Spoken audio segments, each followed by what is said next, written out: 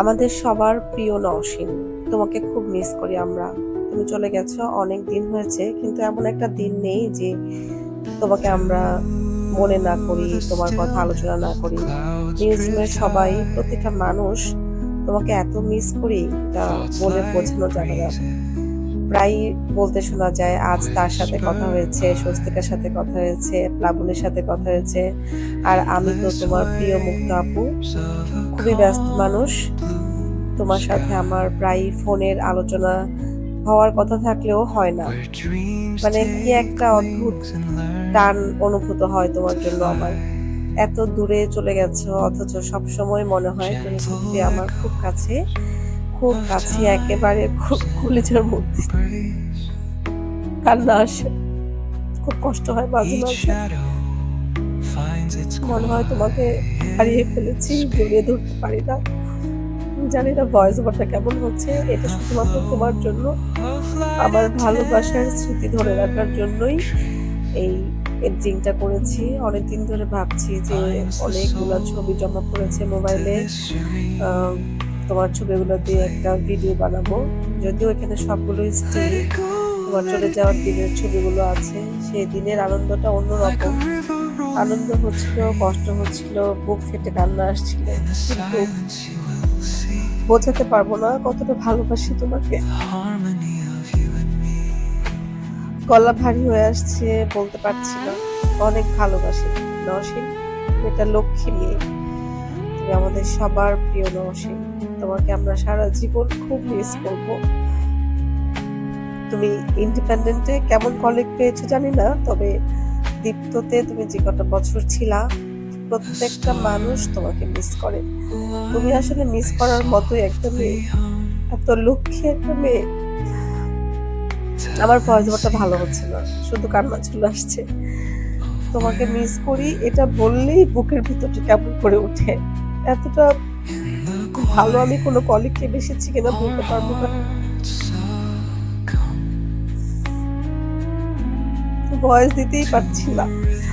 তুমি এরকম কেন, এত ভালোবাসি কেন তোমাকে।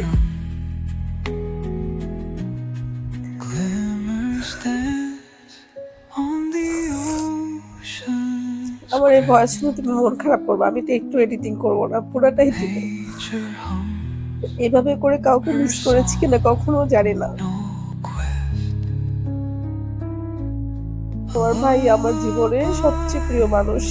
আমার মাঝে মাঝে মনে হয় এরপরে মনে হয় তুমি, কারণ কারো কথা ভাবলে চোখ ভিজে উঠে, কান্না চলে আসে। এরকম মানুষের সংখ্যা পৃথিবীতে খুব কম।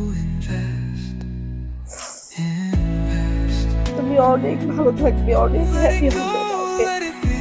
আমি তোমার জন্য মন প্রাণ ভরে দোয়া করবো। আমার এই ভয়েস শুনে তুমি খুব হাসবা নিশ্চয়ই।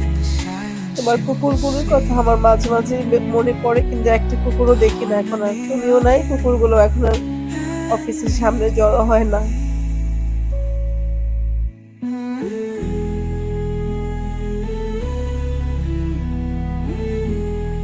তোমার সুন্দর সুন্দর ছবিগুলো দেখি আর মন খারাপ করি, আর ভাবি যে তোমাকে আবার কবে কাছে পাবো, জড়িয়ে ধরতে পারবো।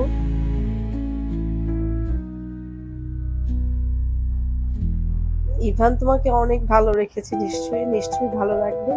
ইভানের সাথে সব সময় সুন্দর করে চলবে, রাগ করবে না। দূর দেশে রাগ করলে আসলে মান ভাঙানোর তো আর কেউ নাই। দুজন দুজনকে অনেক অনেক ভালোবাসবে, এটাই আমি চাই। আমি চাই তুমি সব সময় ভালো থাকো, এরকম সুন্দর থাকো। তোমার মধ্যে যেন কোনো পরিবর্তন না আসে। সবার মতো যেন তুমি নিজের জায়গাটাকে হারিয়ে না ফেলো। নিজের জায়গাটা সব সময় ধরে রাখবে, সবাইকে ভালোবাসবে। আর কলিগদের সাথে যেভাবে সুন্দরভাবে ছিলে, প্রত্যেকের সাথে যোগাযোগ রেখো। সবাই তোমার সাথে যোগাযোগ রাখার চেষ্টা করে। তোমার পিতাজি শোভন ভাই তো প্রায় বলে, মাঝে মাঝে মনে হয় মেয়েটা এত দূরে অথচ আমাদের খুব কাছে। এমন একটা দিন নেই নিউজরুমে তোমাকে নিয়ে আলোচনা হয় না। হয়তো কান্না করতে করতে তোমার জন্য জমিয়ে রাখতে এতদিনে অনেক পানি জমা হতো। মাঝে মাঝে মনে হয় কান্নাগুলো ফ্রিজে আইস করে রেখে দেই, তুমি যেদিন আসবে সেদিন সেগুলো তোমাকে দেখাবো যে তোমার জন্য এতগুলা কান্না জমিয়ে রাখা হয়েছে।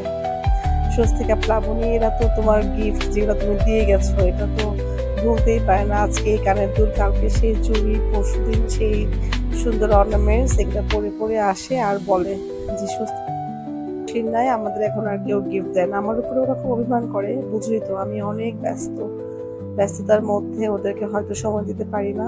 তুমি ওদেরকে অনেক ভালোবাসা দিয়েছো, আমি হয়তো এতটা দিতে পারি না, কিন্তু চেষ্টা করি। অনেক ভালো থেকো, অনেক ভালোবাসি তোমাকে।